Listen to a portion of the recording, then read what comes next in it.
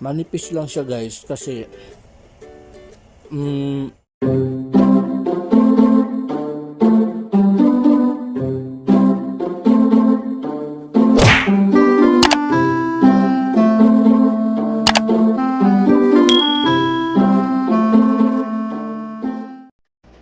guys ang ating mga sangkap. Baking powder, naglagay tayo ng condensed isang can, at saka all-purpose flour, 3 itlog, isang butter, at saka yung lalagyan natin ng chocolate na ito para magkaroon siya ng kulay. Ito na lang ilalagay natin guys. Tapos meron tayong cream, susubukan natin lagyan ng cream. So i-melt muna natin yung butter guys. Hindi ko na ipapakita sa inyo. So ang gagawin natin ngayon guys ay gagawa ako ulit ng isang cake dahil anniversary namin ngayon. So kahit nasa malayo ako, nasa abroad, isi-celebrate pa rin natin yung ating anniversary sa ating kung saan ang pinaka-special na araw natin bilang may asawa. Ayan, isi-celebrate natin guys kahit kami na lang nandito. Ayan, ganun talaga guys, diba? Pag yung distance, anumang mga okasyon ay wala tayo, so huwag na natin isipin na mag-isa lang tayo. Magawa rin natin ang paraan para magiging hassle.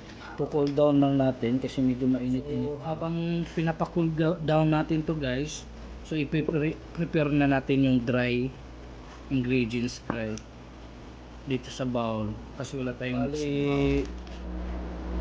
1 cup and 3/4 all-purpose flour, baking powder, 1 tablespoon. Ayan, ihahalo natin. Lagyan lang natin guys ng itong para magkaroon lang ng kulay guys. Lagyan lang natin guys. Actually meron diyang cocoa, pero ito na lang guys. Ng sukal 3/4. Tapos haluin natin ng maigi. Yun guys, malamig na siguro to. Maglagay tayo ng ihalo natin yung ating condense. Ihalo natin guys ang can na condense.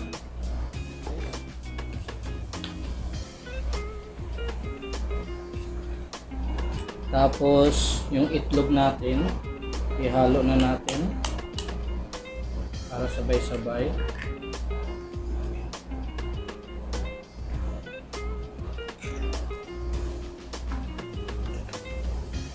Ihalo natin guys. Ito na yung itsura guys. Nahalo na.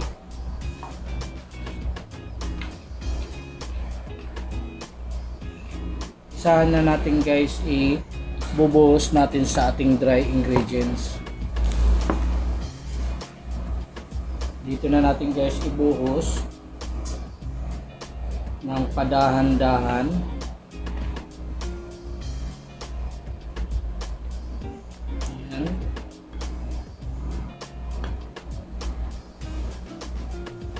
Ating ingredients, dahan-dahan lang guys para hindi ka mahirapan mag-mix.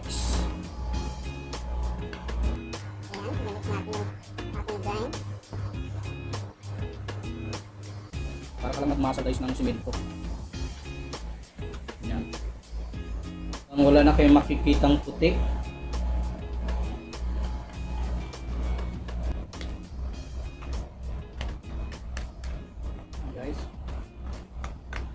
Wala nang puti, wala na yung arena of all-purpose flour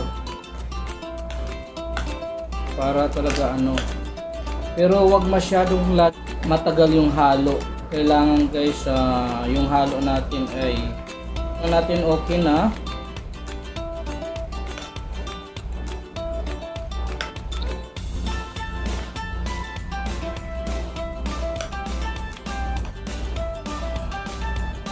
So okay na guys ang ating pinalo. I-take aside na lang natin to. Yan. Kasi okay na yan guys. So i-prepare na natin yung ating molding. Sa ating molding guys, maglagay lang tayo ng mantika. Yun ang ating ipapahid.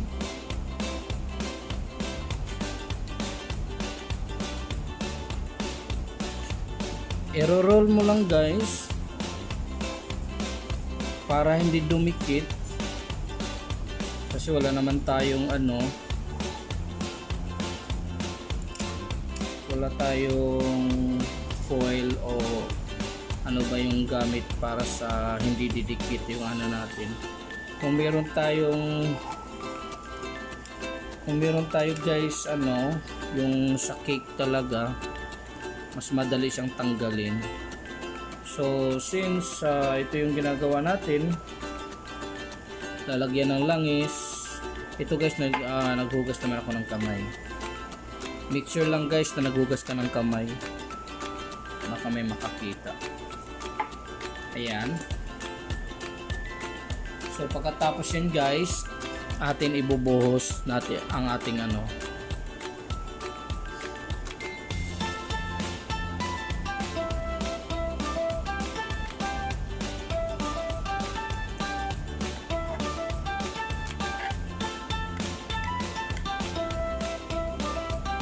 guys, maglagay lang tayo ng hindi masyadong puno kasi aalsa pa to guys. Tapos mo lang guys,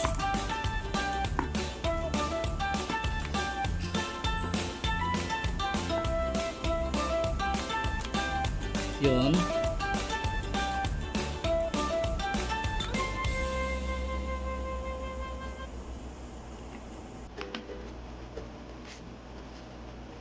Tapos guys, ayan, madali lang to guys. Maganda rin to pang negosyo guys. Maganda rin tong pang pagtinda-tinda sa kung may tindahan ka, o kaya yung mga pang snacks. Tapos bubuhos mo lang guys.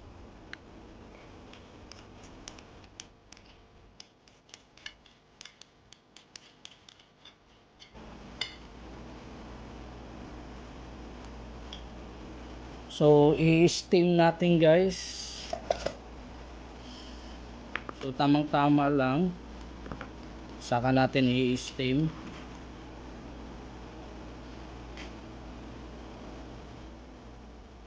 Ayun guys, ito na yung nangyari guys.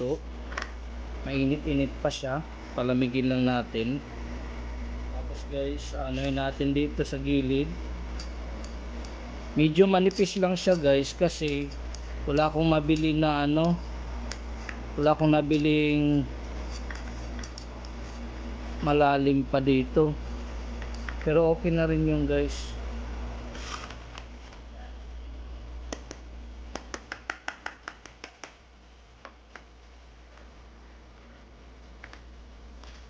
Mainit-init pa guys eh.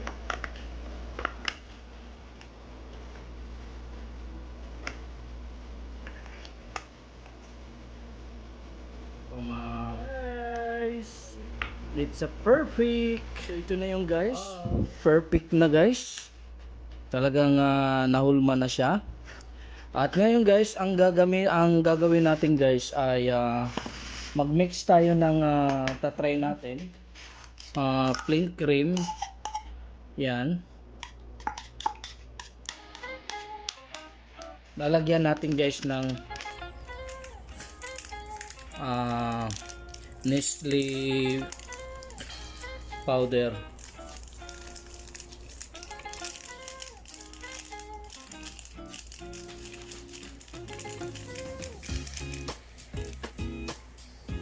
So i-mix lang natin guys.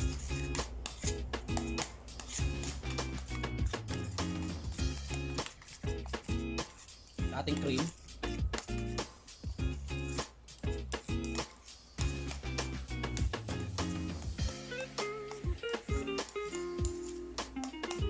Yan, pag na-mix na natin guys,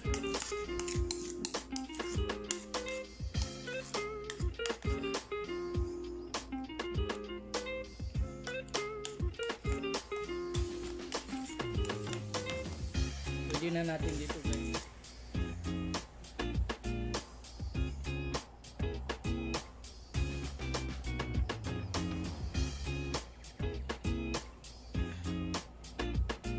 So cream lang yung ginamit ko guys, plain na cream, tapos lalagyan mo lang ng Milo o kaya Ovaltine. Pwede na yan guys. Yung ating pang topping.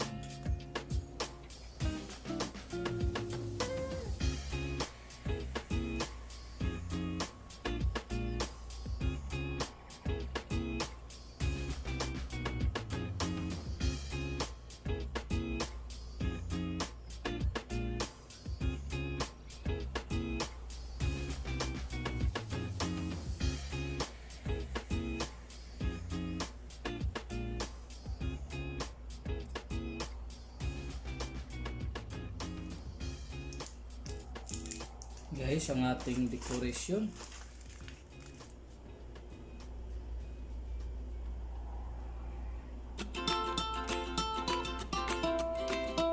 So